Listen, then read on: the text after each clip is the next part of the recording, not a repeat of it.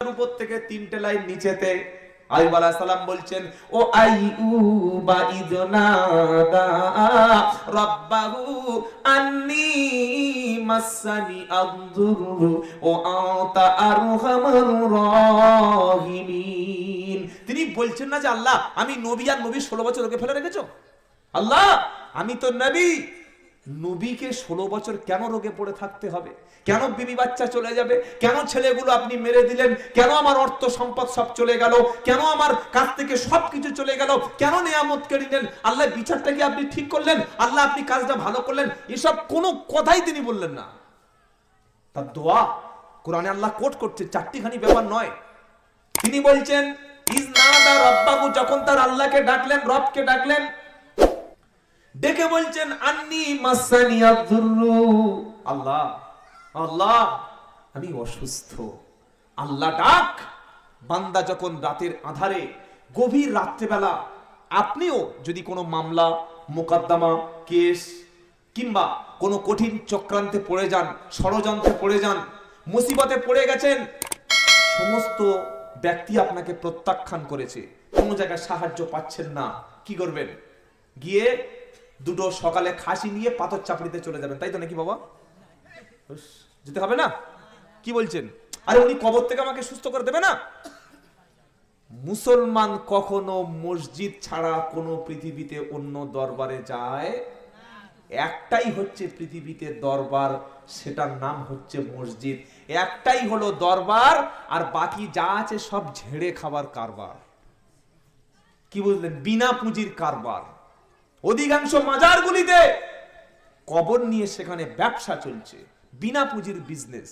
খালি একটা কবর করে উপরে গম্বুজ করে একটা ওরস ডেকে দিয়ে, আর পাশে কিছু ভণ্ড বক্তা থাকবে, কিছু ভণ্ড ব্যক্তি থাকবে, যারা বলবে আমার পীর। কবরে যাওয়ার পরে উনি জীবিত অবস্থায় যেরকম ক্ষমতা ছিল, মরে যাওয়ার পরে তার ক্ষমতা আরো চতুর্গুণ বেড়ে গেছে। এসো গরু আনো, ছাগল আনো, হাদিয়া আনো, চাদর আনো, এখানে দাও, যা চাইবে তাই পাবে। যা চাইবে, জোরে বলেন, যা চাইবে তাই পাবে। এইসব ভণ্ডদের কথা শুনে নিজের ঈমান আমরা নষ্ট করব না, বরং আল্লাহ কোরআনে যে সবক শিখিয়েছেন নবীদের পথে, সাহাবাদের পথে চলবো ইনশাআল্লাহ। বলেন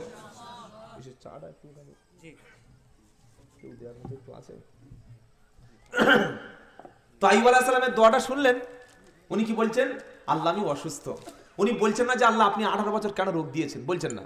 উনি বলছেন আল্লাহ আমি অসুস্থ, আন্নী মাসানি আযদুরু, আল্লাহ আমি অসুস্থ, আমি প্রচন্ড রোগাক্রান্ত, আর আপনি রহমানুর রহিম, আপনি হলেন দয়াবান। জোরে বলুন সুবহানাল্লাহ। আচ্ছা, এই দুটো কথার মানে মাঝখানে কি আসছে? উনি বলছেন না যে আল্লাহ আমি অসুস্থ, আপনি সুস্থ করুন, এরকম কথা বলেছে? বলে নাই। উনি বলছেন না যে আল্লাহ আমি তো 16 বছর 18 বছর রোগে ভুগছি, তা আপনি একটু ফেরেশতা পাঠিয়ে আমাকে ট্রিটমেন্ট করতে পারছেন না? ওসব বলছেন না। কি বলছেন? আন্নী মাসানি আযদুরু, আল্লাহ আমি অসুস্থ, আমি রোগাক্রান্ত, আর আপনি রহমানুর রহিম, আপনি দয়াবান। এটার দ্বারায় তিনি বলছেন আল্লাহ আমি অসুস্থ হয়ে গেছি, আর আপনি তো দয়াবান, আপনি তো রহমান, আপনি তো ক্ষমাশীল, আপনি তো দয়ালু, আপনার দয়ার কোনো শেষ নাই। আল্লাহ, ইয়া আল্লাহ, এই অসুস্থ ব্যক্তির প্রতি আপনার যে দয়া, আপনার যে করুণা, আপনার যে বিশাল বড় ক্ষমার আধার, ওই করুণার কিছু অংশ আমার উপরে বর্ষণ করুন, আমি যেন সুস্থ হয়ে যাই। জোরে বলুন সুবহানাল্লাহ। আল্লাহ তাকে সাড়া দিয়েছেন না দেন নাই? জোরে বলেন, আল্লাহ তাকে সাড়া দিয়েছেন না দেন নাই? আল্লাহ পাক বললেন ফাস্তাজাবনা লাহু ফাকাশাফনা মা বিহি মিন দুর। আল্লাহ বলছেন আমি আইয়ুবের ডাকে সাড়া দিলাম। সুবহানাল্লাহ বলতে ইচ্ছা করে না? ডাকে সাড়া দেয় কে? আল্লাহ। মাজার থেকে ডাকে সাড়া দিতে পারে না।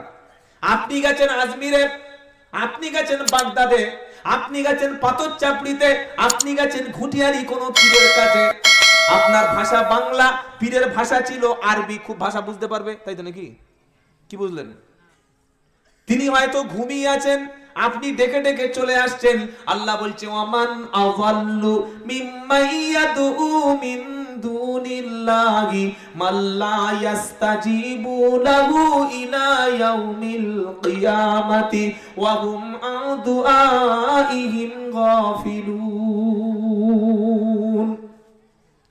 26 পারা সূরা আহকাবের একদম 4 নম্বর আয়াতে মিডল পয়েন্টের নিচেতে আল্লাহ পাক বলছে, তার চাইতে বড় গোমরাহ, তার চাইতে বড় পথভ্রষ্ট, তার চাইতে বড় সত্য পথ থেকে বিচ্যুত হয়ে যাওয়া ব্যক্তি কে আছে? যে এমন ব্যক্তিকে ডাকে, যে ডাকের সাড়া কিয়ামত পর্যন্ত দিতে পারবে। যদি বলেন আপনি কোন কবরওয়ালার কাছে, হে বাবা, হে বাবা, এ খাজা, এ খাজা, এ গাজী বাবা, এ পীর বাবা, কিয়ামত পর্যন্ত যদি ডাকেন, আল্লাহ বলছে সাড়া দেওয়ার ক্ষমতা কবরওয়ালার আছে। সবচেয়ে বড় গোমরাহ সে ব্যক্তি যে আল্লাহকে ছেড়ে কোন কবরে, কোন মাজারে এমন ব্যক্তিকে ডাকা শুরু করেছে যে সাড়া দেবে না, দেওয়ার ক্ষমতা নাই, কিয়ামত পর্যন্ত ডাকলে সাড়া দেবে না। আর কিয়ামতের দিন পরিস্থিতিটা কি হবে? ওয়াইদা হুশিরান নাসু কানু লাহুম আ'দা ওয়া কানু বিইবাদাতিহিম কাফিরিন। আল্লাহ পাক শোনাচ্ছে, সমস্ত এই যাদের কাছে গিয়ে সাহায্য চেয়েছো, কবর থেকে যিনি বাঁচাবে মনে করে তুমি তার কবরে গেছো, কবরে গিয়ে কাঁদলে আমার ছেলে দেবে, আমার মেয়ে দেবে, আমার ভাগ্য পরিবর্তন করবে, আমার রিস্কের ব্যবস্থা করে দেবে, আমার ছেলেটা চাকরি দেবে, আমার জীবনের ভালো মন্দের মালিক কবরওয়ালা, এই মনে করে তোমরা যার কাছে গেছো, আল্লাহ আমি কিয়ামতের দিন সবাইকে কিয়ামতের দিন একত্রিত করব, করে বলবো, এ খাজা আমার বান্দা, হে ওলি বান্দা, পীর বান্দা, তুমি সত্যি কি এই ব্যক্তিদেরকে কবরে যেতে বলেছিলে? তুমি কি এরকম শিখিয়েছিলে যে মরণের পরে কবরে এরকম চাদর দেবে, মাজার করবে, উপরে বড় গম্বুজ তৈরি করে ওরস করবে, মানুষকে গরু ছাগল নিয়ে সেখানে এসব কথা বলেছিলে? সেখানে কবরে সেজদা দিতে হবে, কবরে মোমবাতি দিতে হবে, আগরবাতি দিতে হবে, সেখানে গিয়ে কাঁদতে হবে, কথাগুলো বলেছিলে? সেদিন আল্লাহর ওলিরা, কবরওয়ালারা অস্বীকার করবে, বলবে না আল্লাহ সুবহানাকা, আপনি পবিত্র, আপনি মহান, আমার এসব কথা বলিনি, অস্বীকার করবে। সেজন্য বিপদ মুসিবতে হলে আমরা কি করব? সবর করব, ইনশাআল্লাহ। বলেন আইয়ুব আলাইহিস সালাম ডাকলেন, সাড়া দিলেন কে? আল্লাহ। এবার মুমিনদেরকে আল্লাহ সবক শেখাচ্ছে, হে মুমিন, নবীদের পরীক্ষা তো শুনে নিলে কি বড় বড় পরীক্ষা করেছি। তুমি যখন নিজেকে মুমিন বলবে, যখন নিজেকে ঈমানদার বলবে, তোমাকে 5টা পরীক্ষায় আমি ফেলবো। কটা? وَلَنَبْلُوَنَّكُمْ بِشَيْءٍ مِّنَ الْخَوْفِ وَالْجُوعِ وَنَقْصٍ مِّنَ الْأَمْوَالِ وَالْأَنفُسِ وَالثَّمَرَاتِ وَبَشِّرِ الصَّابِرِينَ الَّذِينَ إِذَا أَصَابَتْهُم مُّصِيبَةٌ قَالُوا إِنَّا لِلَّهِ وَإِنَّا إِلَيْهِ راجعون।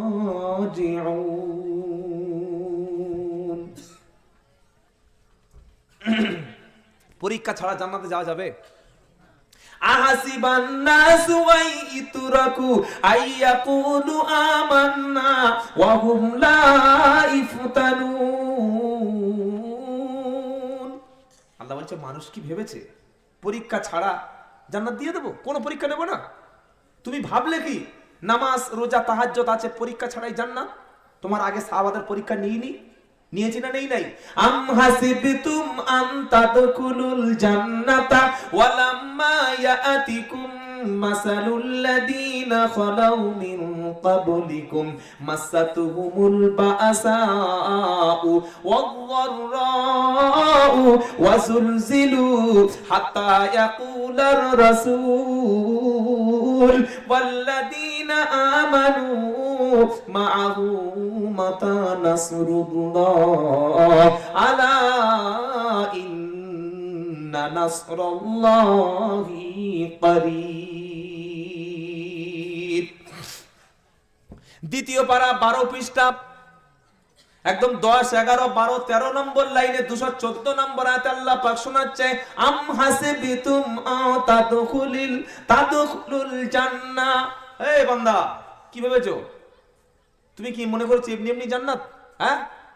এমনি এমনি জান্নাতে চলে যাবে? তোমাদের পূর্বে যারা ঈমান এনেছিল, তোমাদের পূর্বে যে জাতি মুসলমান হয়েছিল, তোমাদের পূর্বে যারা কলেমা পড়েছিল, তাদেরকে ঘর ছাড়তে হয়েছে, বাচ্চা ছাড়তে হয়েছে, বিবি ছাড়তে হয়েছে, জান দিতে হয়েছে, মাল দিতে হয়েছে, অত্যাচার সহ্য করতে হয়েছে, নানান বিপদ মুসিবত তাদের উপরে এসেছিল। সাহাবাদের উপর কিন্তু কম বিপদ আসেনি। বিপদে মুসিবতে পড়ে এত মার খেলো মক্কায় 13টি বছর। মার খেতে খেতে যখন শেষ হয়ে যাচ্ছিল, নবীকে জিজ্ঞাসা করলো, ওয়াল্লাযীনা আমানু মাআহু মাতা নাসরুল্লাহ। হে আল্লাহর নবী, আমরা মক্কায় এত মার খাচ্ছি, আল্লাহর সাহায্য কবে আসবে? কারা জিজ্ঞাসা করলেন? সাহাবায়ে কেরাম। কারা জিজ্ঞাসা করলেন? সাহাবায়ে কেরাম। হে নবী, আমরা তো এত মার খাচ্ছি, কবে সাহায্য আসবে? কখন আল্লাহর পক্ষ থেকে মদদ আসবে? কখন আল্লাহর পক্ষ থেকে গায়বী মদদ আসবে? আল্লাহ পাক শোনাচ্ছে, হাবিব গো, আপনি এটাও শুনিয়ে দিন, আলা ইন্না নাসরাল্লাহি করিব। আল্লাহর সাহায্য কিন্তু খুব নিকটবর্তী। জোরে বলেন। ফিলিস্তিনে মার খাই আমরা মুসলমান, মায়ানমারে মার খাই আমরা মুসলমান, গুজরাটে মার খেলাম আমরা মুসলমান, আফগানিস্তানে মার খেলাম মুসলমান, ইরাকে মার খেলাম মুসলমান, বসনিয়ায় মার খেলাম মুসলমান। মুসলমান ভাবছে কবে আল্লাহর সাহায্য আসবে? আল্লাহর সাহায্য কিন্তু খুব নিকটবর্তী। পরীক্ষা আসবে, ইমানের পরীক্ষা। শুধু নামাজ পড়ে হাতে তসবিহ রাস্তায় বার হয়েছে, আবার এখন কম্পিউটার তসবিহ বার হয়েছে। দেখেন নাই? দেখেছেন না? দেখেন নাই? একদম ওই হাতের আংটির মতো হাতে একটা গলিয়ে নিয়েছে, নিয়ে আল্লাহ আল্লাহ আল্লাহ আল্লাহ আল্লাহ আল্লাহ আল্লাহ। কি হয়েছে এটা? হ্যাঁ, কোত্থেকে এই বুজুর্গ পেয়েছো বাবা? আল্লাহ জাকিরিন বান্দাদের তো আলামত এটা না। আল্লাহ জাকিরিন বান্দার আলামত এটা না। কম্পিউটারাইজ তসবিহ নিয়ে হাতে লাগিয়ে দিয়ে এখানে তসবিহ একটা করে বটন মানে প্রেস করছে, টিপছে, আর এরপরে নাম্বার উঠছে 12,371। লোক বলছে, ভাই 12,371 মানে কি ইলেকট্রিক বিল নাকি? বলছে এটা আমার আল্লাহর সংখ্যা, জিকির করেছি সকাল থেকে। চিন্তা করতে পারেন? লোক দেখানো এই বাদার যেন আমাদের না থাকে। আল্লাহ কবুল করুক, বলুন আমিন। রমজান মাসে এতটুকু বিল খালি জোগাড় করেছে, এতটা বিল। লোক বলছে, ভাই এটা কিসের বিল? বলছে এগুলি আমার জাকাতের বিল। তো লোক দেখানো কেন? কেন লোক দেখানো? আল্লাহ বলছে, শোনো, তুমি ইমানদার হলে তোমার কাজটা ইমানদারের মতো হবে। যখন তুমি বলবে ইমান বলা, আমি আল্লাহ তোমাকে 5টা দফা পরীক্ষা তোমার করব। কটা পরীক্ষা হবে? জোরে বলেন। ইমানের পরীক্ষা কটা? 5টা। কি কি? ওয়ালানাবলুওয়ান্নাকুম বিশাইইম মিনাল খাউফি, ভয় ভীত করা হবে, সন্ত্রস্ত করা হবে, তোমাকে ভয় দেখানো হবে। সাহাবাদেরকে প্রচন্ড অত্যাচার করা হয়েছে, কিন্তু তারপরে তারা আল্লাহ ছেড়ে দেয়নি। ওয়াল জুই, ক্ষুধার কষ্ট হবে। ইমানদার ব্যক্তির পৃথিবীতে ক্ষুধার কষ্ট হবে। ইমানদার ব্যক্তির এক বেলা খাওয়া হবে, আরেক বেলা খাওয়া কখনো হবে না। 6 মাস বাড়িতে রুজি থাকবে, 6 মাস রুজি থাকবে না। 6 মাস তোমার বাড়িতে পয়সা থাকবে, 6 মাস পয়সা থাকবে না। ছেলে অসুস্থ বিছানায় পড়ে থাকবে, ডাক্তার দেখানোর পয়সা তুমি পাবে না। ক্ষুধার কষ্ট দিয়ে দেখবো তুমি ধৈর্য ধরো কিনা। ওয়ানাকসিম মিনাল আমওয়াল, মালের নোকসান করাবো, মালের ক্ষতি করাবো। সবাই ব্যবসা করবে, কোটি কোটি উপার্জন হবে। আমি আল্লাহ কিছুদিন তোমার ব্যবসাটা একটু অর্থ কমিয়ে দিয়ে দেখব তোমার মধ্যে ধৈর্য ধরার মতো মানসিকতা আছে কিনা। ওয়াল আনফুস, হে বান্দা শুনে রাখো, আমি তোমার প্রাণ কেড়ে পরীক্ষা নেব। তোমার যুবক ছেলেকে রোড অ্যাক্সিডেন্ট দিয়ে তুলে নেব, তোমার মেয়েটাকে আমি অ্যাক্সিডেন্ট দিয়ে দুর্ঘটনায় মেরে দেব, তোমার বিবিটাকে তোমার কাছ থেকে ছিনিয়ে নিয়ে সবর আছে কিনা দেখব, তোমার বাপ মাকে তোমার কোলের কাছ থেকে তুলে নেব, তোমার হাতটা আমি কিছু দিনের জন্য পঙ্গু করে বিছানায় ফেলে রেখে দেখব, তোমার পায়ে আমি প্যারালাইসিস দিয়ে দেখব, ব্রেন টিউমার দিয়ে দেখব, তোমার আমি ক্যান্সার দিয়ে দেখব, তোমার কিডনিটা নষ্ট করে দেখব, সুগার দিয়ে দেখব, কঠিন রোগে আক্রান্ত করে দেখব। বান্দা, আগের মতো সেই সবর ধৈর্য তোমার আছে কিনা। ওয়াসামারাত, তোমার ফসল আদির ক্ষতি হবে, কখনো জমিতে ধান হবে, কখনো চাষ ভালো হবে না।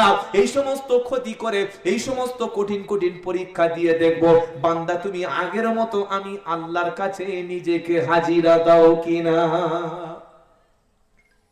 এরকম পরীক্ষা যখন আসবে, ইমানদার ব্যক্তির মুখ থেকে শব্দ কি বার হবে? আল্লাযীনা ইযা আসাবাতুহুম মুসিবা ক্বালু ইন্না লিল্লাহি ওয়া ইন্না ইলাইহি রাজিউন। বিপদ মুসিবতে পড়লে ইমানদার ব্যক্তি বলবে ইন্না লিল্লাহ। কি বলবে? জোরে বলেন, ইন্না লিল্লাহ।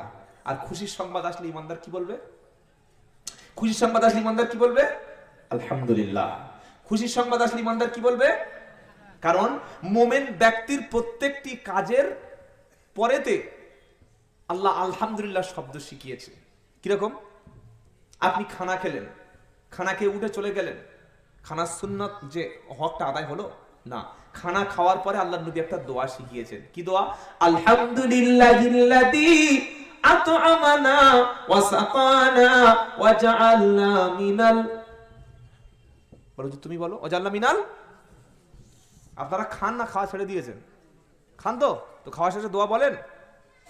অত সব আলহামদুলিল্লাহ কোথায় বলবে? হাতটাই ধোয় না। অনেক মুসলমান আছে হাত ধোয় না, খেয়ে নেয়। আস্তাগফিরুল্লাহ।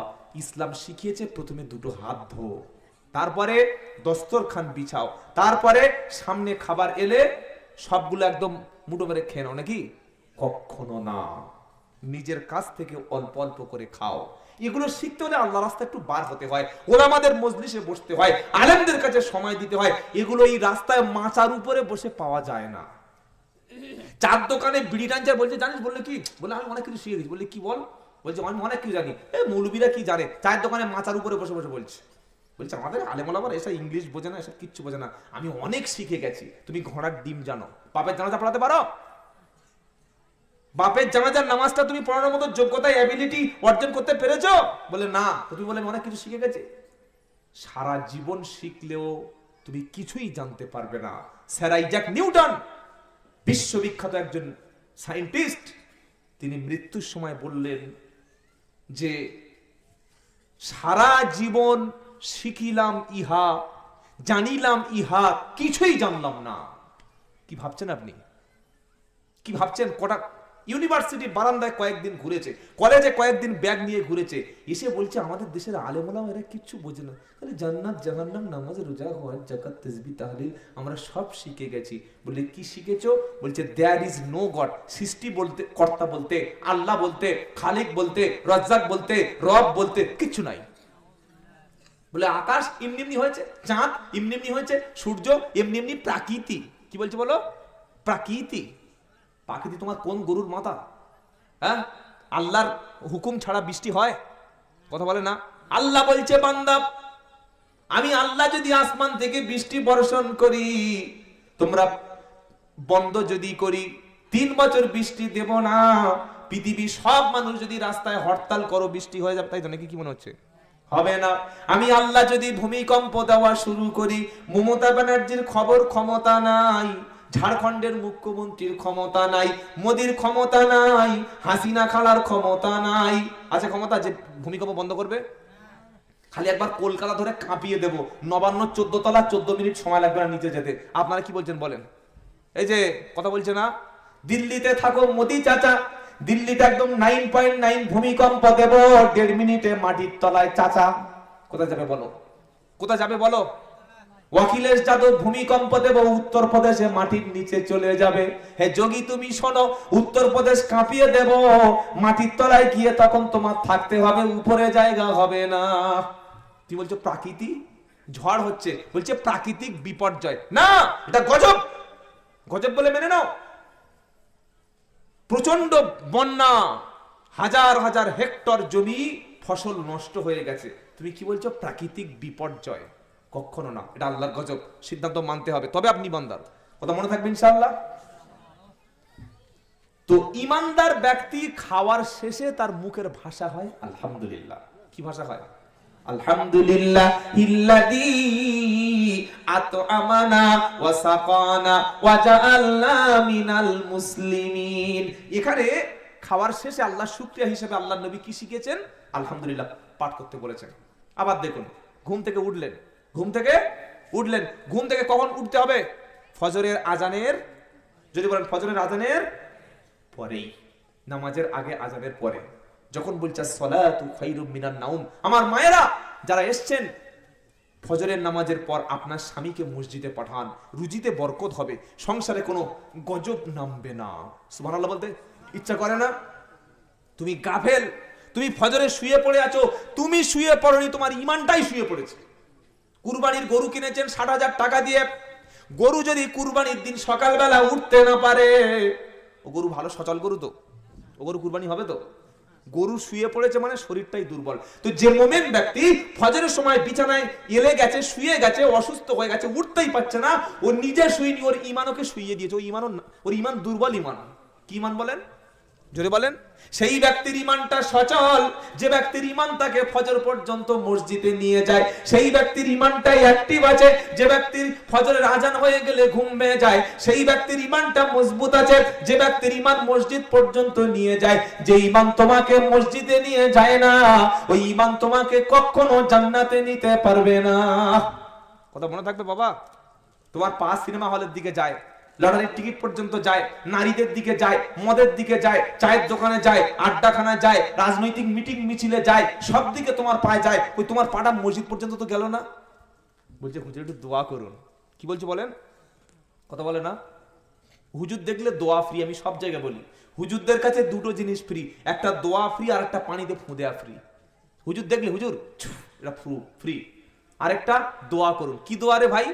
বলছে যেন একটু নামাজ পড়তে পারি। তো তুই নামাজ পড়লে আমি দোয়া করবো? ওই হুজুরকে তো বলেননি হুজুর আমি যেন একটু খাই, দোয়া করুন। বলেছে হুজুর আমার একটু পায়খানা করবো, দোয়া করুন, একটু গোসল করবো, দোয়া করুন, একটা জামা পরবো, দোয়া। হুজুর দেখলেই নামাজের জন্য দোয়া করুন। আপনি যদি ফজরে প্রিপারেশন নেন, আমি কাপড় পবিত্র রাখবো, 4:30 উঠবো, 5টায় উঠবো, মসজিদে আউয়াল একদম তাকবীরে উলার সঙ্গে জামাতে নামাজ পড়বো, এই নিয়ত নিয়ে ঘুমাবেন, ফোনে অ্যালার্ম দিয়ে রাখবেন, 5টায় উঠে 5:30টায় জামাতে যাবেন, এই মানসিকতা তৈরি করলেই আল্লাহ আপনাকে মসজিদে নিয়ে যাবে। বলুন সুবহানাল্লাহ। ফজরের সময় শুয়ে আছে, বলছে আমি উঠতে পারি না।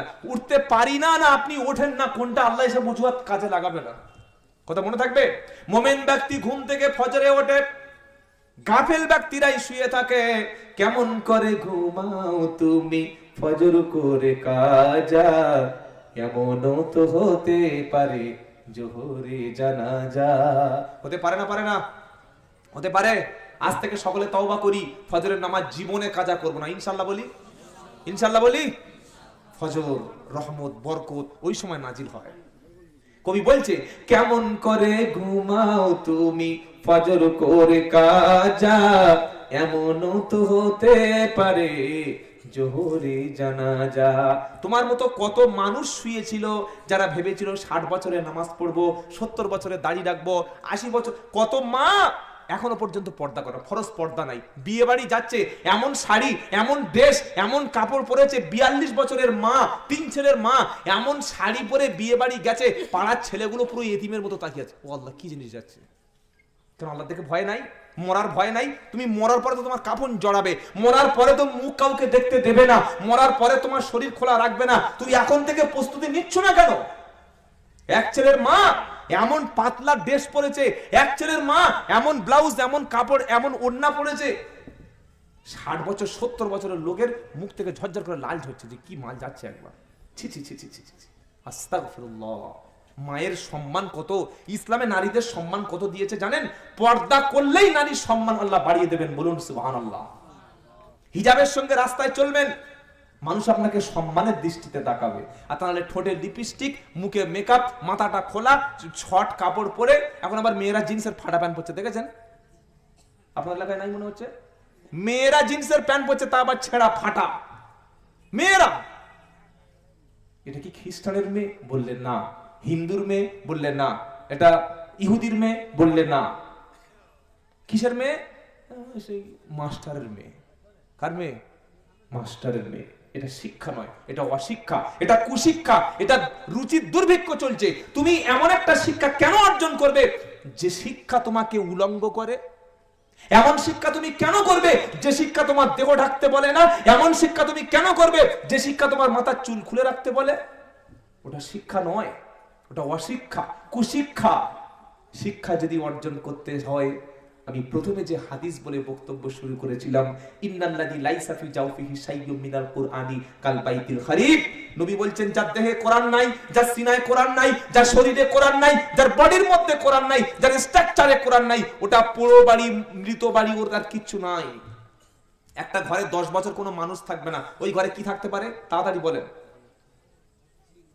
আমার ইমাম সাহেব বলছে ভূত, আপনারা কি বলছেন?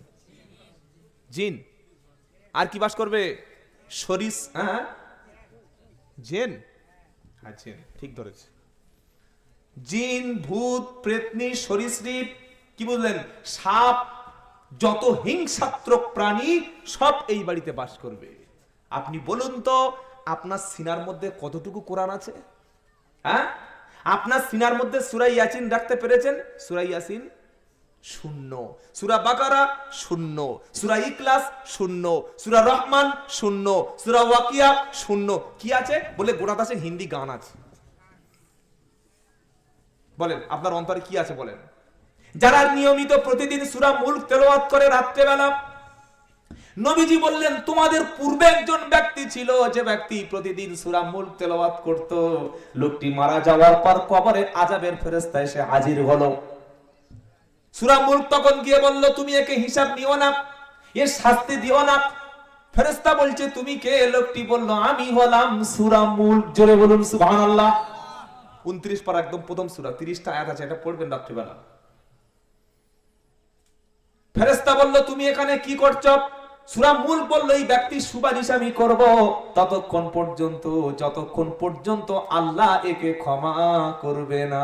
জোরে বলেন। আযাবের ফেরেশতা বলছে কিছু বলার থাকলে আল্লাহর কাছে যাও, তোমাকে চিনি না, একে আমি চিনি না, আল্লাহ আমাকে যেটা নির্দেশ দিয়েছে সেটাই করব। সূরা মুলক তখন হাজির হয়েছে কার কাছে? জোরে বলেন আল্লাহর কাছে।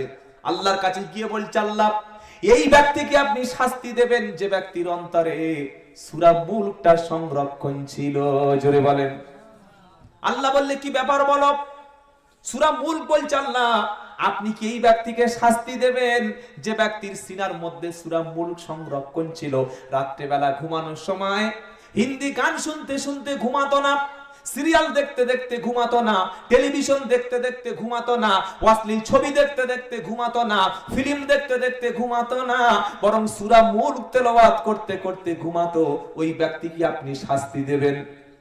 যদি শাস্তি দেন তাহলে কোরআন থেকে আপনি সূরা মুলকটাই মুছে ফেলুন। সূরা মুলক সুপারিশ করছে। আল্লাহ বললেন যা সূরা মুলক তুই চলে যা, কবরওয়ালার কাছে যা, তুই যে সুপারিশ করবি আমি আল্লাহ তো সুপারিশকে কবুল করে সূরা মুলক তেলাওয়াতকারী ব্যক্তিকে ক্ষমা করে দিলাম। জোরে বলুন না সুবহানাল্লাহ। এটা এমন একটি সূরা, সূরা মুলক। এই বাবা ওরা মাদ্রাসার ছেলেদেরকে যেতে দাও, বস বস বললে হবে না। যাও বাবা যাও, ওদের সকালে ক্লাস হয়েছে, আপনি আটকে রাখলে তো হবে না। যাও বাবা যাও। আহা জাতির শ্রেষ্ঠ সন্তান ওলামারা, হাফেজে কোরআনরা সুবহানাল্লাহ বলতে ইচ্ছা করে না? ছোট্ট ছোট্ট বাচ্চাদের দেখলেই অন্তর থেকে দোয়া আসে। সুবহানাল্লাহ বলেন। মাদ্রাসার ছেলেদেরকে ভালোবাসবেন, এরা কোরআনের ধারক বাহক। সুবহানাল্লাহ। আল্লাহ যাকে ভালোবাসেন তাকে ইলম দান করেন, আল্লাহ যাকে ভালোবাসেন তাকে কোরআনের বুঝ দান করেন, আল্লাহ যাকে ভালোবাসেন তাকে দিয়ে দ্বীনের খেদমত নিয়ে নেন। বলুন সুবহানাল্লাহ। এই ছোট্ট 8 বছর 7 বছরের বাচ্চার অন্তরে কোরআন আছে। কি আছে বলেন? জোরে বলেন। কোরআন। যদি কখনো কোনো হাফেজে কোরআন পান, অন্তরের সঙ্গে লাগিয়ে নেবেন, তাকে একটু খেদমত করবেন, একটু হাদিয়া দেবেন, তার কাছে একটু বসবেন। কারণ হাফেজে কোরআনদের দ্বারায় আল্লাহ তাআলা কিয়ামত পর্যন্ত কোরআনের অক্ষুণ্ণতা বজায় রাখবেন। বলুন সুবহানাল্লাহ। কবি কি বলছেন জানেন? যদি আগুন লেগে ধ্বংস হয় পৃথিবীর সব বইয়ের দোকান, বিশ্ব থেকে হারাবে না পবিত্র কোরআন। না সুবহানাল্লাহ এখন বলার দরকার নেই, কালকে জুমার নামাজ পড়ে একবার বলবেন। যদি বলুন না সুবহানাল্লাহ। সব বই পুড়িয়ে দাও, কোরআন পড়াতে পারবে না। কেন? আবার কোরআন এই হাফেজদের দ্বারা নতুন হবে। যদি আগুন লেগে ধ্বংস হয় পৃথিবীর সব বইয়ের দোকান, তবু বিশ্ব থেকে হারাবে না পবিত্র কোরআন। জোরে বলেন। আপনারা কি সবাই মুখে কথা বলতে পারেন? জোরে বলেন আল্লাহু আকবার। কোরআন ধ্বংস করবে কেমন করে আগুনেরই তেজ, বিশ্ব ভরা লক্ষ কোটি কোরআনের হাফেজ। জোরে হবে না সুবহানাল্লাহ? এমন একটা কিতাব আল্লাহ দিয়েছে, কবি বলছে কোরআন শেষ করবে কেমন করে, কোরআন পড়াবে ওগো কেমন করে আগুনেরই তেজ, আজ বিশ্ব ভরা লক্ষ কোটি কুরআনের হাফেজ, তারা ছাপিয়ে আসমানি গ্রন্থ বাঁচাবে ইসলামের ঈমান, বিশ্ব থেকে হারাবে না পবিত্র কোরআন, বিশ্ব থেকে হারাবে না পবিত্র কোরআন। এই কিতাব কোনোদিন পুরাতন হবে না। সুবহানাল্লাহ বলতে ইচ্ছা করে না? ফজরে একবার সূরা ফাতিহা দুবার ইমাম সাহেবের কাছে শুনলেন, জোহরে নিজে 10 বার 12 বার পড়লেন, আসরের নামাজে আপনি সূরা ফাতিহা পড়লেন, আবার মাগরিবের নামাজে ইমাম সূরা ফাতিহা দুবার জোরে জোরে পড়লো আপনি শুনলেন, ঈশার নামাজে দুবার সূরা ফাতিহা জোরে জোরে পড়লো আপনি শুনলেন। তারপরের দিন ফজরে ইমাম যখন সূরা ফাতিহা পড়ে শুনে কি মনে হয় যে পুরাতন লাগছে নাকি নতুন লাগছে? সুবহানাল্লাহ বলতে ইচ্ছা করে না? কত গান এই পর্যন্ত আসলো, 6 মাসে শেষ। কি ঠিক বলছি না ভুল বলছি? এই যে আপনাদের সেই কাঁচা বাদাম, কোথায় বাড়ি ভদ্রলোকের? হ্যাঁ, কাছাকাছি, পাশাপাশি। দুবরাজপুর নাম শুনলে কাঁচা বাদাম মনে হয়।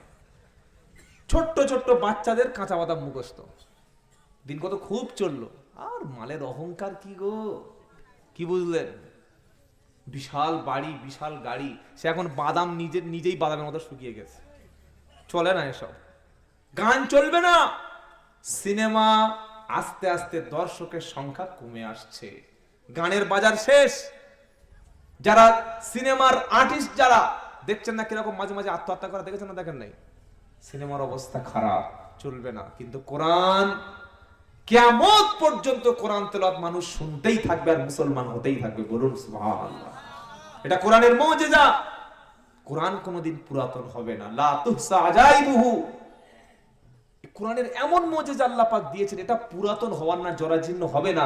যত দিন যাবে তত মানুষ শুনবে, তত মানুষের ঈমান মজবুত হবে। জোরে বলুন সুবহানাল্লাহ।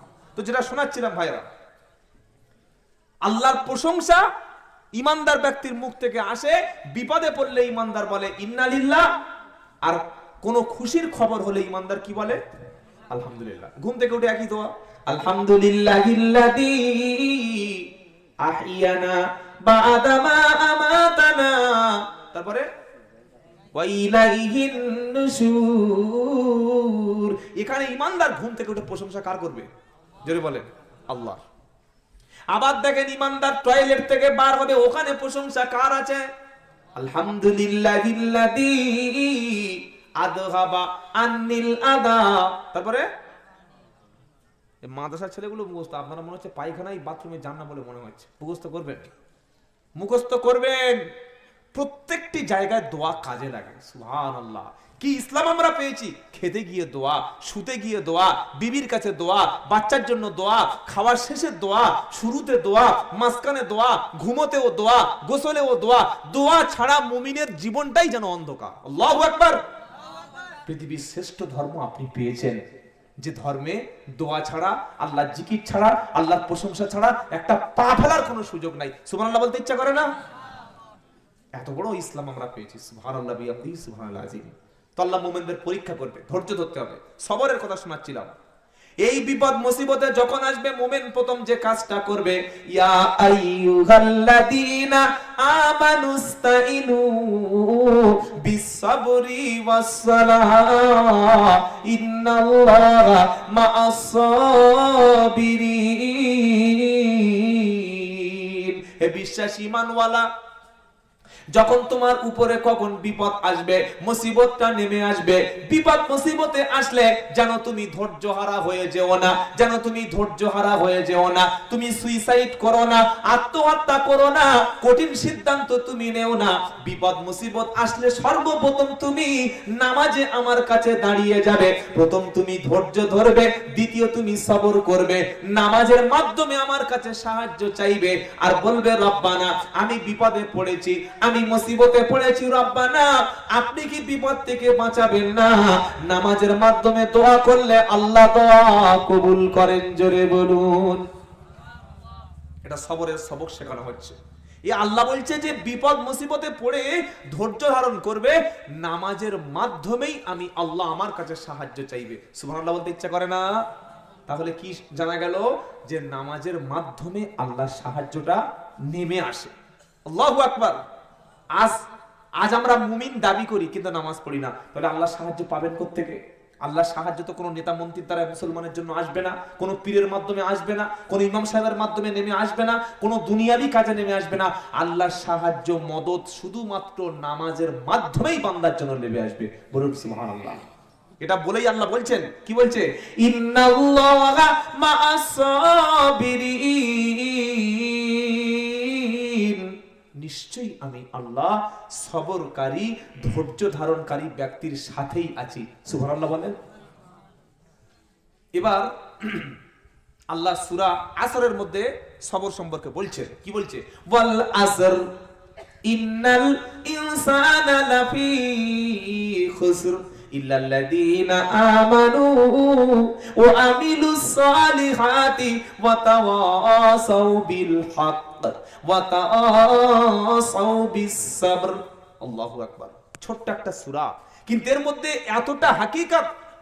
একটা ব্যক্তির সফলতা পাওয়ার জন্য, জান্নাত পাওয়ার জন্য, দুনিয়ার জিন্দেগির পরকালীন জিন্দেগিতে জান্নাত পাওয়ার জন্য এই ছোট্ট সূরার শিক্ষাটা যথেষ্ট। সুবহানাল্লাহ। আল্লাহ সূরা আসরে বলছে ওয়াল আসর, আল্লাহ সময়ের কসম খাচ্ছে। কে? আল্লাহ। আমরা তো অনেক সময় কসম খাই না? বাপের কসম, মায়ের কসম, নানির কসম, দাদির কসম। মেয়েরা বেশিরভাগ বাচ্চার মাথায় হাত দিয়ে কসম করে। নবী বললেন মান হালাফা বিগাইরিল্লাহি ফাকাদ আশরাক, আল্লাহ ছাড়া অন্য কারোর নামে কসম করা মানে হলো আল্লাহর সঙ্গে শিরক করা। কারোর নামে কসম করা যাবে না, শুধু আল্লাহর নামেই শপথ করা যায়। বাপের কসম, মায়ের কসম, দাদার কসম, দিদির কসম, 14 গোষ্ঠীর, এসব ইসলাম অ্যাকসেপ্ট করে না, এলাও করে না। শুধু কসম হবে কার জন্য? আল্লাহর জন্য। আমরা আল্লাহর কসম কেন করি? যে সেই বিষয়কে সত্য প্রমাণ করার জন্য, সেই বিষয়টাকে গুরুত্ব বাড়ানোর জন্য, সেই বিষয়টা যে সত্য বলছি এটা সমাজে প্রতিষ্ঠা করার জন্য কসম করি। এবার আল্লাহ তো সবচাইতে বড়, তিনি কসম খাচ্ছেন। আল্লাহ কোরআনে অনেক কিছু বিষয়ের উপরে কসম খেয়েছেন। তিনের উপরে, জাইতুনের উপরে, তারপরে মক্কা শরীফে নিয়ে কসম খেয়েছেন। কিন্তু এখানে যে বিষয়টার উপরে আল্লাহ কসম করছেন সেটা কি? সময়ের কসম। আসর, সময়ের কসম খাচ্ছেন আল্লাহ। সময়ের দাম অনেক বেশি, আর জাতি সময়ের দাম দিতে চায় না। আল্লাহ পাক সময়ের কসম খাওয়ার পরেই বলছেন ইন্নাল ইনসানা লাফি খুসর, নিশ্চয়ই, ইন্নাল ইনসান, নিশ্চয়ই সমস্ত মানুষ ক্ষতিগ্রস্ত। আল্লাহু আকবার। কত বড় কঠিন কথা আল্লাহ বলছেন। আল্লাহ বলছেন সমস্ত মানুষ ক্ষতির মধ্যে, সমস্ত মানুষ ধ্বংসের মধ্যে, সমস্ত মানুষ ক্ষতিগ্রস্ত, 4 শ্রেণী ছাড়া। বলুন সুবহানাল্লাহ। 4 শ্রেণী ছাড়া সমস্ত মানুষ ক্ষতিগ্রস্ত, কেউ বাঁচতে পারবে না। সেই 4 শ্রেণী কি কি? ইল্লাল্লাযীনা আমানু ওয়া আমিলুস সালিহাত ওয়া তাওয়াসাউ বিল হাক্কি ওয়া তাওয়াসাউ বিস সাবর। জোরে বলুন সুবহানাল্লাহ। আল্লাহ বলছে বান্দা আমি আল্লাহ সময়ের কসম খেয়ে বলছি সমস্ত মানুষ ক্ষতির মধ্যে, সমস্ত মানুষ ধ্বংসের মধ্যে, শুধুমাত্র 4 শ্রেণী ছাড়া। একটা হচ্ছে যারা ঈমান এনেছে তারাই ক্ষতিগ্রস্ত হবে না। 2 নম্বর, ঈমান আনার পরে আমলে সালেহ ভালো কাজ যারা করেছে তারা ক্ষতিগ্রস্ত হবে না, তারা ধ্বংস হবে না। 3 নম্বর, ওয়াতাওয়াসাউ বিল হক, হকের উপরে যারা আছে, হকের দাওয়াত যারা দিয়েছে, হক সত্য প্রতিষ্ঠার জন্য জন্য জান দিয়েছে, মাল দিয়েছে যারা, জীবনকে পরোয়া না করে হকের সঙ্গে আছে যারা, এরা হকের পথে থাকে যারা, তারা কখনো ক্ষতিগ্রস্ত নয়। 4 নম্বর ওয়াতাওয়াসাউ বিসসাবর, সবর ইখতিয়ার করেছে যারা, ধৈর্যশীল যারা, সবরের সবক শিখেছে যারা, বিপদে সব হারিয়েছে আল্লাহকে ছাড়েনি যারা, কঠিন বিপদে নামাজ ছাড়ে না যারা, দারিদ্র অবস্থায় কখনো হারাম খায় না যারা, বিপদ মুসিবতে পড়ে আল্লাহকে ছাড়ে না যারা, ধৈর্য ধারণ করে যারা, ঈমান আনে, আমলে সলেহ করে, হকের পথে থাকে এবং সবর করে যারা, তারাই ছাড়া সবাই ক্ষতির মধ্যে। এই 4টে কোয়ালিটি আছে আমাদের, এই 4টে কোয়ালিটি আমরা অর্জন করব ইনশাআল্লাহ বলে, ইনশাআল্লাহ। আল্লাহ সবর করার তৌফিক দিক, বলুন আমিন। ছোট্ট বাচ্চাটা হারিয়ে গেছে, মারা গেছে, তখন মা বলছে আল্লাহ, আল্লাহ গো, এই পাড়ায় এত মানুষ থাকতে আর আপনি আমার ছেলেটাকে তুলে নিলেন, আল্লাহ আপনার কি চোখ নাই? ন্যায় বিচার আল্লাহ আপনি করতে পারেন না? এটা বলা হলো মানে আল্লাহর সিদ্ধান্তে আপনি অমত। কি বুঝলেন? এটা বলা শরিয়াতে যাবে না। যদি কোনো মানুষের বাচ্চাটা আল্লাহ পৃথিবী থেকে ছোটবেলা তুলে নেয়, যদি কোনো ব্যক্তির আল্লাহ পরীক্ষা করার জন্য তার ছোট বাচ্চাটাকে পৃথিবী থেকে নাবালক অবস্থায় তুলে নেয়, ওই রকম মা, ওই রকম বাপ যদি দুজনে সবর করে, ধৈর্য ধারণ করে, কিয়ামতের দিন বাচ্চা বলবে রব্বানা, আমি যদি বড় হতাম, মানুষ হতাম, 60 বছর 50 বছর বেঁচে থাকতাম, আমার মাকে আমি খেদমত করতাম, আমার পিতাকে আমি খেদমত করতাম, রব্বানা আমি 2 বছর বয়সে, 1.5 বছর বয়সে, 6 মাস বয়সে আমি আপনার আল্লাহ, আপনি আমাকে তুলে নিয়েছিলেন, আজকের আমার পিতা মাতার ব্যাপারে আমাকে সুপারিশ করার অনুমতি দান করুন। জোরে বলুন সুবহানাল্লাহ। বাচ্চা চলে গেলে সবর করবেন, আল্লাহর মাল আল্লাহ দিয়েছে, অধৈর্য হওয়ার কিছু নাই। তাহলে এখানে কি শোনাচ্ছিলাম? 5 শ্রেণীর জান্নাতি ব্যক্তি, একটা কোয়ালিটি জান্নাতি ব্যক্তিদের সবর থাকবে। সবর করবো ইনশাআল্লাহ, সবর করবো ইনশাআল্লাহ। সবচাইতে বড় সবর হলো বিপদে কখনো ধৈর্য হারাবো না। আর নিজের বিবি যদি ভুল করে, সঙ্গে সঙ্গে জামার হাতা গুড়িয়ে মেরে আদায় করে নেব, তবে তো আমি বড় ইমানদার, তাই তো নাকি? কথা বলে না? বাইরে সবর আছে, ধৈর্য আছে। মসজিদে নামাজ পড়তে গেছে, ইমাম সাহেব 1 মিনিট দেরি করে এসছে, বলছি ইমাম সাহেব তোমার টাইমের জ্ঞান নাই, কটা বাজে? এটা সবর তো? কথা বলেন, এটা সবর তো? ইমামের উপরে যারা কথা বলে তারা কিরকম মানুষ আমি বুঝি না। ইমাম সাহেব 1 মিনিট দেরি করে ফেলেছে, বলছি তোমার টাইমের জ্ঞান আছে? হ্যাঁ, ইমামকে তুই টাইম শেখাবি বেটা? হ্যাঁ, সবর, ধৈর্য। গাড়ি চালাচ্ছেন, রাস্তায় গাড়ি বার করেছে, পাশ থেকে একটা বাইক, এখনকার ছেলেদের যা বাইক চালানো, সুবহানাল্লাহ, এরা শুধুমাত্র মরার জন্য প্রস্তুতি নেয়, মাথায় হেলমেট থাকে না, বাপের টাকা নয় বরং শ্বশুরের টাকায় বাইক পেয়েছে একটা, ভার্সন 4 বলেন, রয়্যাল এনফিল্ড বলেন, বুলেট বলেন, কি বুঝলেন, এরকম দামি 3 লাখ টাকার বাইক শ্বশুরের কাছ থেকে বিয়ের সময় ঘাড় মুটকে নিয়েছে। এরকম ছেলে আপনাদের এই বীরভূম এলাকায় আছে? হ্যাঁ, সব ফেরেশতা আল্লাহর ওলি বসে আছে। তোর লজ্জা লাগলো না মেয়ের বাপের কাছে হাত পাতলি? তুই ফকির, ভিখারি, গ্রাজুয়েশন কমপ্লিট করে এত বড় হা করে বসে আছে, যা খরচ হয়েছে পড়াশোনায়, বিয়ের সময় শ্বশুরের ঘাট থেকে সব তুলে নেব। এই নিচু মানসিকতা কেন? কেন নিচু মানসিকতা? যারা যুবক বন্ধু বসে আছো, তুমি বলে ছোট ভাই বলে হিসাবে আমি আব্দুল্লাহ জুবায়ের বলছি, শপথ করো বিয়ের সময় দিনদার পরেশগার একটা মেয়ে দেখে, যার মধ্যে দিন আছে, যার মধ্যে শরিয়ত আছে, যার মধ্যে ভালো চরিত্র আছে, আখলাক ভালো, সেই মেয়েকে বিয়ে করবেন। দেনমোহরটা ক্যাশ দিয়ে দেবেন। বিয়ের সময় একটা টাকা, একটা পয়সা, জমি জায়গা, গাড়ি বাড়ি, কোনো অ্যাসেট শ্বশুরের কাছ থেকে একটা পয়সাও দাবি করব না। ফ্রি পয়সায়, ফ্রি অফ কস্ট, সম্মান দিয়ে স্ত্রীকে দেনমোহর দিয়ে বিয়ে করব ইনশাআল্লাহ বলেন। যারা বিয়ে করেছে তারাও বলছে ইনশাআল্লাহ, মানে আরেকবার হবে। কি বুঝলেন? জওয়ান ছেলেদের বলছি, পারবেন তো ইনশাআল্লাহ? নারীদের উপর জুলুম করবেন না। আপনি একদিন বাপ হবেন, আল্লাহ যদি আপনার 2টো মেয়ে দেয়, সেদিন বুঝবেন যে কত কষ্ট। অনেক বৃদ্ধ মানুষ গাড়ি থেকে যাচ্ছি, হুজুর একটু দাঁড়ান। কি হলো ভাই? আসসালামু আলাইকুম। কি হলো কাকা, চাচা, দাদু? অনেক বয়স, থরথর করে কাঁপছে। আর আমার বয়স দেখে কি মনে হচ্ছে? 72 নাকি? এই 31 চলছে। তো বাপের বয়সের মানুষ হাত ধরে কাঁদছে, এটা দেখে কষ্ট লাগে না? লাগে না?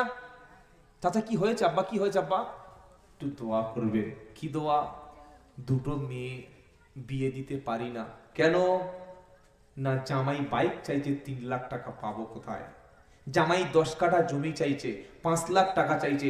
এটা শোনার পরে লজ্জায় মাথাটা মাটির ভিতরে পুঁতে যায়। তুমি মুসলমান, তুমি টাকা চাইছো? তবে এগুলো এখানে না বলাই ভালো, কারণ এখানকার ছেলেরা ওসব নেয় না, সব আমাদের 24 পরগনায় আছে। তাই এখানে এরকম রোগ আছে নাকি? এ বাবা আছে? হে বীরভূমের যুবকেরা, যদি কেউ শ্বশুর বাড়ি থেকে বাইক নিয়ে এসেছো জোর করে, শ্বশুর বাড়ি থেকে টাকা জোর করে দাবি করেছো, খাট নিয়েছো, গদি নিয়েছো, সোনার অলংকার নিয়েছো, জবরদস্তি করে জুলুম করে নিয়েছো, যারা শুকরের মাংস কাঁচা রান্না করে খেয়েছে তারা। সুবহানাল্লাহ বলুন। হ্যাঁ হ্যাঁ সুবহানাল্লাহ। কাল সকালবেলা মালগুলো শ্বশুরের কাছে যদি ফিরিয়ে দিয়ে আসো, আসার সময় বলবে আব্বাজান ভুল করেছিলাম, হারাম মাল নিয়েছিলাম, ক্ষমা করে দিও। স্ত্রী হচ্ছে পৃথিবীর সবচাইতে উত্তম সম্পদ। নবী বললেন না দুনিয়া কুল্লুহা মাতা ওয়া খায়রুল মাতা ইদ-দুনিয়াল মারআতু সালিহা। আল্লাহর নবী বলছেন গোটা পৃথিবীটা সম্পদ, তার মধ্যে উত্তম সম্পদ হলো লজ্জাশীলা, ধার্মিকা, পরেশগার ও রমণী। সুবহানাল্লাহ বলা দরকার ছিল? টাকার সঙ্গে কি দরকার? হ্যাঁ, টাকা আছে কিন্তু বিবি স্বামীর কথা শোনে না। ওকে জিজ্ঞাসা করে দেখো, ও মরার জন্য শুধু বেঁচে আছে, খালি বলছে গলায় দড়ি দেব, খালি বলছে বিষ খাবো, খালি বলছে আমার ছেড়ে দে, ডিভোর্স দেবো। খালি একটা বাচ্চা না হলে কবে এখান থেকে ছেড়ে চলে যেত। ছটফট ছটফট করছে। যার বিবি খারাপ, যার বিবি স্বামীকে দেখতে পারে না, নরম বিছানায় শুয়েছে, এসি চালিয়ে দিয়েছে, ঘরের মধ্যে ডিপ ফ্রিজ আছে, ঘরের মধ্যে এয়ার কন্ডিশন ঘর, সুন্দর টাইলস বিছানো, কি দামি ঘর, ফল সিলিং, দেয়ালে সুন্দর করে পেইন্টিং করা, বিবির কাছে শুয়েছে, বিবি বলছে সরে শো, কথা বলবে না, ব্যাস সব শেষ। গোটা রাত কেঁদে কেঁদে কেঁদে কেঁদে চোখ ভিজে গেছে। ফজরের সময় নামাজ পড়তে গিয়ে সুন্নাত নামাজ 2 রাকাত 4 রাকাত পড়ে বসে আছে। ইমাম সাহেব বলছে ভাই ক রাকাত পড়লি? বলছে কেন 4 রাকাত? বলছে ফজরের সুন্নাত নামাজ তো 2 রাকাত। বলছে আমি ভেবেছিলাম এটা হয়তো এশার নামাজ চলছে। কি বুঝলেন? টেনশন। যার বিবি একবার বিগড়ে গেছে, বিবি যার স্বামীর বিরুদ্ধে চলে গেছে, একবার কারা কারা আছে জিজ্ঞাসা করে দেখেন, সব জীবন্ত লাশ হয়ে বেঁচে আছে। আপনারা কি বলছেন বলে? কথা বলে না? যেদিন আপনি শ্বশুরের কাছে টাকা হাত পেতে নিয়েছেন, যেদিন 5 লাখ টাকা জোর করে নিয়েছেন, যেদিন বাইকটা জোর করে নিয়েছেন, সেদিন কিন্তু বিবি আপনার গোলাম বানিয়ে নিয়েছে। এখন আপনি কেনা গোলাম। ছাগল বাজার থেকে কিনলে ওটাকে কিমা করব না বিরিয়ানি করব না ওটাকে ভুনা করব, ছাগলের কোনো দায়বদ্ধতা আছে? ও জিজ্ঞাসা করতে পারবে এই আমার জবাই করে কিমা করবে না বিরিয়ানি করবে নাকি কাবাব করবে? ছাগল জিজ্ঞাসা করতে পারে? ছাগলের অধিকার থাকে না। তো যেদিন তুমি শ্বশুরের কাছে বিক্রি হয়ে গেছো 5 লাখ টাকায়, বাইক চেয়ে জোর করে শ্বশুরের কাছে বিক্রি হয়ে গেছো, সেদিন থেকে তুমি স্বামী নও, তুমি তোমার বিবির কাছে আসামি হয়ে বসে আছো। উঠতে বললে ওঠ, বসতে বললে বস। এখন উঠবস করতে হচ্ছে স্বামীকে। এই ফিতনা থেকে আল্লাহ হেফাজত করুন, বলুন আমিন। আপনি স্বামী, আপনার একটা মনোবল থাকবে না, আপনার মধ্যে স্বাধীনতা থাকবে না। আপনি স্বামী, আপনার বিবির ভরণ পোষণটা তো আপনি দেবেন। কেন শ্বশুর বাড়ি হাত পাচ্ছেন? টাকা দেয় না বলে, বারবার টাকা চাইছে, দেয় না বলে বালিশ চাপা দিয়ে, গলায় দড়ি দিয়ে চাপা দিয়ে হত্যা করে দিয়ে ফোন করছে। আপনাদের কোন থানা? দুবরাজপুর থানায় ফোন করছে, বলছে স্ত্রী সুইসাইড করেছে। এই রকম মানুষ এলাকায় থাকলে থাকতে পারে। অনুরোধ করে আমি আব্দুল্লাহ জুবাইর বলে যাচ্ছি, স্ত্রীকে যথাযথ সম্মান দেবেন। বলেন ইনশাআল্লাহ। ইনশাআল্লাহ বলেন। স্ত্রী কাজের মেয়ে নয়, স্ত্রী রান্নার জন্য বাড়িতে আসেনি, জামা কাপড় কাচার জন্য আসেনি। আর স্ত্রীদের সবচাইতে সম্মান বেশি দেয় ওলামায়ে কেরামেরা, দিনের বড় বড় আলেমরা। বলুন সুবহানাল্লাহ। এই যে বড় বড় ওলামারা এখানে বসে আছেন, বাড়িতে খবর নিয়ে দেখুন, প্রত্যেকটা আলেম, প্রত্যেকটা ওলামা, ইমামরা, আইম্মারা বিবির কাছে যে ভালোবাসা, যে মর্যাদা পায়, সাধারণ মানুষ অতটুকু পায় না। কারণ বিবিকে সম্মান দিলে, বিবির মর্যাদা দিলে, সেও আপনার মর্যাদা দেবে। বলুন সুবহানাল্লাহ। বিবির কাছে ভালোবাসার ওষুধ আমি বলে দেবো? কথা বলছেন আছে আর? বলে দেবো? হ্যাঁ, ওই ওষুধ তো খাবে বলে সব বসে আছে। 1 নম্বর, ইসলাম বলল তোমরা যদি তোমার স্ত্রীর কাছে ভালোবাসা পেতে চাও, তাহলে ঘরে যখন প্রবেশ করবে সালাম দিয়ে প্রবেশ করো। আচ্ছা, বিবিকে সালাম আজকের দিয়ে এসছেন, আলেম ওলামা ছাড়া একজন সাধারণ মানুষ হাত তুলতে যাবে সালাম দিয়ে এসছে বিবিকে? কেউ নাই? একজন আর দুজন। বাহ, দাওয়াতের কাজ এখানে মোটামুটি হয় মনে হচ্ছে, আলহামদুলিল্লাহ। আজ থেকে বাড়িতে গিয়ে আমল করুন। এটা কোরআন শরীফ আল্লাহ শেখাচ্ছে, ইয়া আইয়ুহাল্লাযীনা আমানু লা তাদখুলু বুয়ুতান গায়রা বুয়ুতিকুম হাত্তা তাস্তানিসু ওয়া তুসাল্লিমু আলা আহলিহা। 18 পারা 12 পৃষ্ঠা 1 নম্বর লাইনে 27 নম্বর আয়াত, সূরার নাম সূরা নূর। হে বিশ্বাসী ঈমানওয়ালা, তুমি যখন গৃহে প্রবেশ করবে, অন্য কোন বাড়িতে যাবে, আগে তুমি সালাম দেবে, পরে তুমি অনুমতি নেবে। সালাম দিয়ে অনুমতি দিলে তবে তুমি প্রবেশ করবে। নিজের বিবিকে সালাম দাও, বাচ্চাকে সালাম দাও, মাকে সালাম দাও, আব্বাকে সালাম দাও। আম্মা জান আয়েশা সিদ্দিকা রাদিয়াল্লাহু তাআলা আনহা তিনি বলছেন, আমি দরজায় অপেক্ষা করতাম বিশ্ব নবীকে আগে সালাম দেব। নবী যতবার ঘরে প্রবেশ করতেন, সালাম দিয়ে হাসি মুখে তিনি প্রবেশ করতেন ঘরেতে। আর আমরা রাত 10টার সময় তাস খেলে খেলে, জুয়া খেলে খেলে 10টার সময় বাড়ি এসে বাড়ির বাইরে থেকে সালাম নাই, দরজাটা একদম নবাব সিরাজউদ্দৌলার মতো লাঠি মেরে খুলে দিয়েছে।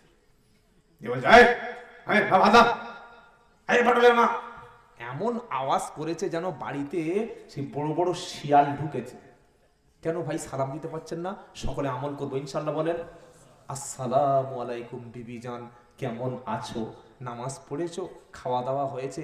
এই কথাটা বললে স্বামী স্ত্রীর মহব্বত বাড়িয়ে দেবেন কে? আল্লাহ। বলুন সুবহানাল্লাহ। দ্বিতীয়, একই প্লেটে স্ত্রী স্বামী দুজনে খাবে, এটা সুন্নাত। সুবহানাল্লাহ বলেন। আমল আছে বাড়িতে? আমল আছে। ওই বিয়ের দিন একবার একটা খেজুর মুখ থেকে কেটে নিয়ে তুমি একটু খাও, বর একটু খাও, আর কন্যা একটু খাও। ওই যে খেয়েছিল ওই শেষ, আর নয়। কি বুঝলেন? নিজে সকালবেলা 7টা ডিম সিদ্ধ করে জাপানি জেনারেটর সব কটা খেয়ে নিয়েছে। এটা ইসলাম নয়। আল্লাহর নবী খেতে বসেছেন, আম্মাজান আয়েশা সিদ্দিকা খেতে বসেছেন। আয়েশা সিদ্দিকা গোস্ত বা মাংসে একটু কেটেছে, আমার নবী সেই মাংসটুকু খাওয়া শুরু করেছে। সুবহানাল্লাহ বলতে ইচ্ছা করে না? আয়েশা সিদ্দিকা বলছে, কি ব্যাপার হে আল্লাহর নবী, কি করলেন? বললে তো নতুন মাংস হাঁড়ি থেকে, প্লেট থেকে, এই জায়গা থেকে দিতাম। নবী বললেন, শোনো, তুমি যে মাংসে কামড় দিয়েছো, আমি ওই অংশটুকু খেলাম যাতে করে স্বামী স্ত্রীর মহব্বত বাড়ে। সুবহানাল্লাহ বলেন। আর আমাদের মেয়েরা আমার এই বক্তব্যটা শুনে কি মনে করছে জানেন? বলছে, হুজুর আপনি যেটা বলছেন ঠিক আছে, কিন্তু আমাদের স্বামীদের দাঁতের যা অবস্থা, গুটকা খেয়ে খেয়ে, তেরেঙ্গা খেয়ে খেয়ে, খৈনি খেয়ে খেয়ে স্বামীদের যা মুখ, ওই গোশ মুখে দিলে বমি উঠে আসবে। কি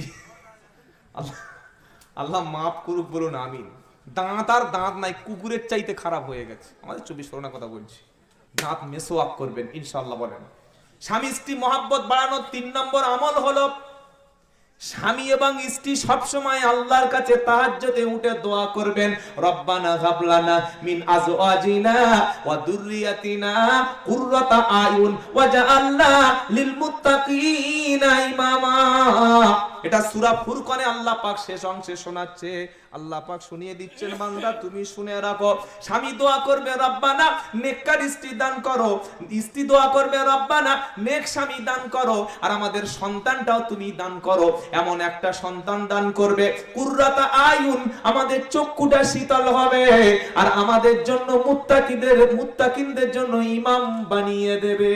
স্বামী দোয়া করবে স্ত্রীর জন্য, স্ত্রী দোয়া করবে স্বামীর জন্য।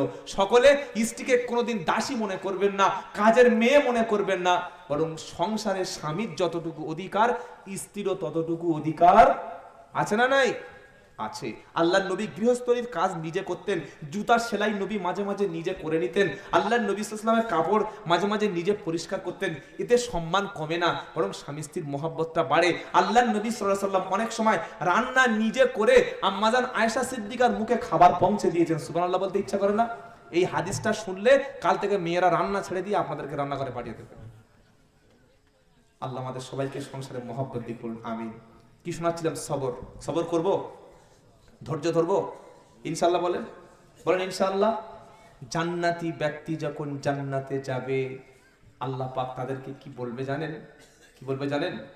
এই যে জান্নাতু আদনি ইয়াদখুলুনাহা ওয়া মান সালাহা মিন আবাইহিম ওয়া আজওয়াজিহিম ওয়া যুররিয়াতিহিম ওয়াল মালাইকাতু ইয়াদখুলুনা আলাইহিম মিন কুল্লি বাব সালামুন আলাইকুম বিমা সাবারতুম ফানি'মা উকবাদ দার।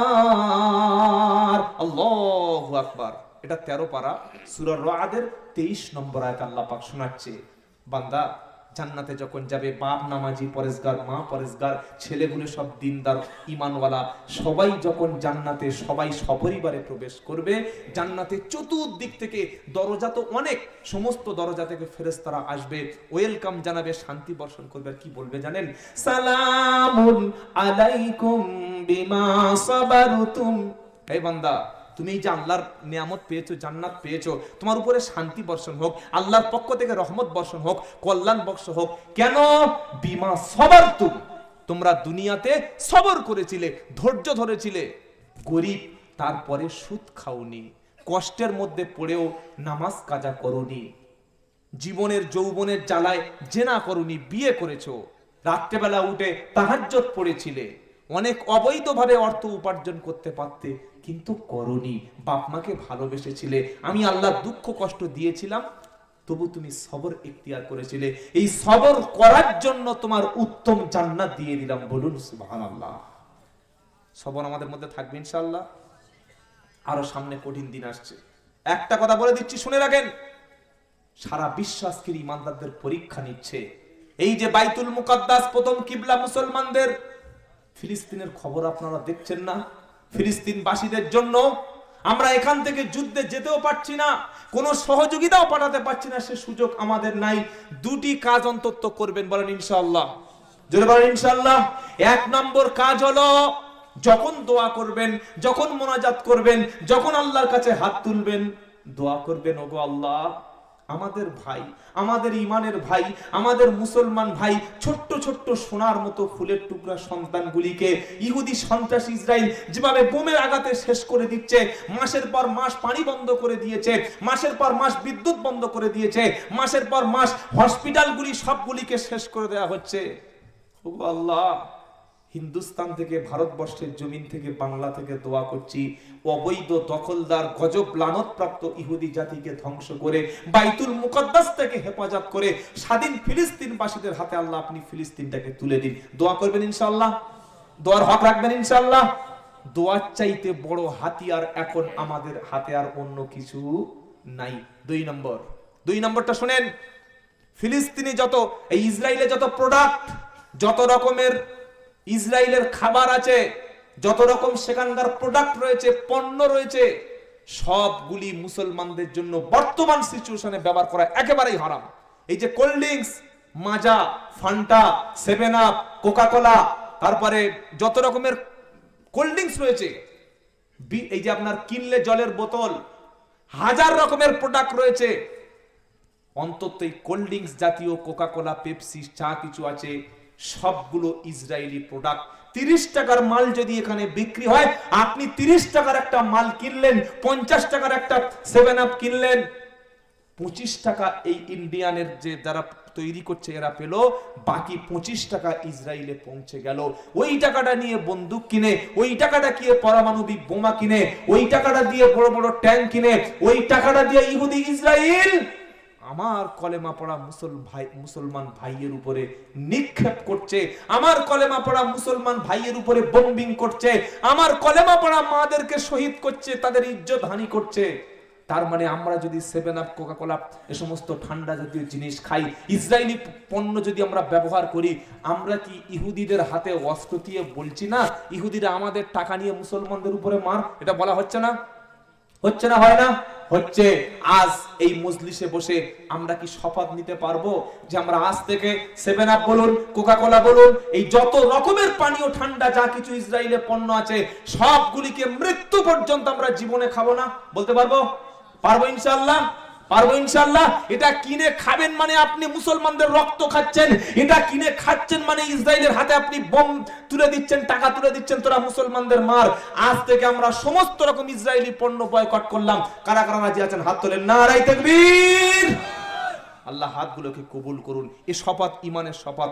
আরেকটা শপথ, আমরা যতদিন বেঁচে থাকবো আলেমদের সোহবতে থাকবো, বলুন ইনশাআল্লাহ। হাক্কানি উলামাদের সোহবতে থাকবেন, মসজিদের সঙ্গে যুক্ত থাকবেন, মাদ্রাসার সঙ্গে যুক্ত থাকবেন।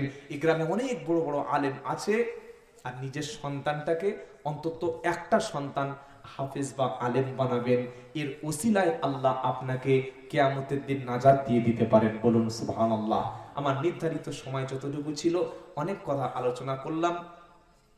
আলোচনার কোনো শেষ নেই ভাই, আলোচনা শুনলে সকাল হয়ে যাবে, কিন্তু যদি আমলে না আনতে পারি কোনো লাভ হবে না।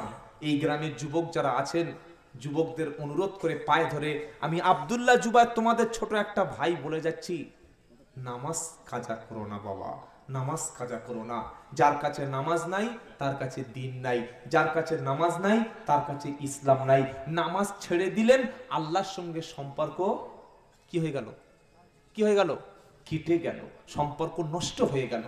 কিয়ামতের দিন জান্নাতি ব্যক্তিরা জান্নাতে বসে বসে, এটা বলেই আমি ইনশাআল্লাহ শেষ করে দেব। জান্নাতি ব্যক্তিরা জান্নাতে বসে বসে কিয়ামতের দিন জাহান্নামের দিকে দৃষ্টি নিক্ষেপ করবে। জান্নাতীরা থাকবে উপরে, জাহান্নামীদের স্থান হবে সর্বনিম্নে। জান্নাতি ব্যক্তিরা বলবে, হেই, তোদের বাড়ি আমাদের পাড়ায় ছিল না? তোদের টাকা ছিল, পয়সা ছিল, সম্পদ ছিল, জমি জায়গা ছিল, এই জাহান্নামীরা কেন জাহান্নামে এলি বল? কেন এলি? তোদের জাহান্নামে আসার কারণটা কি বল? তখন জাহান্নামীরা বলবে, ক্বালু লাম নাকু মিনাল মুসাল্লিন ওয়া লাম নাকু নুতইমুল মিসকিন। নামাজ পড়তাম না, মিসকিনদেরকে খাদ্য খেতে দিতাম না। আল্লাহ আমাদের সবাইকে আজ থেকে 5 ওয়াক্ত নামাজ বা জামাত সহকারে আদায় করার তৌফিক দান করে, বলুন আমিন। হযরত চলে এসেছেন, অনেক যোগ্য, অনেক বড় মাপের আলেমে দ্বীন। তিনি তার মূল্যবান জ্ঞানগর্ভ বক্তব্য রাখবেন। আমি গুনাহগার যা কিছু বললাম, আগে আল্লাহ আমাকে, পরে আপনাদের সবাইকে এই কথাগুলি শোনা এবং বলার চাইতে বেশি করে আমল করার তৌফিক দান করুন, সকলে বলুন আমিন। খবরদার কেউ উঠবেন না, একজনও যেন না ওঠেন। যদি পেশাবের কোনো হাজাত থাকে একটু উঠে আবার বসবেন। সকলে দোয়া নিয়ে দোয়া করে আমরা বাড়ি যাব ইনশাআল্লাহ।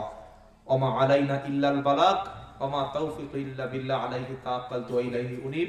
আল্লাহ পাক আমাদের সবাইকে দ্বীনের জন্য কবুল করুন, সকলে বলুন আমিন। আসসালামু আলাইকুম ওয়া রাহমাতুল্লাহি ওয়া বারাকাতুহু। নারায়ে তাকবীর।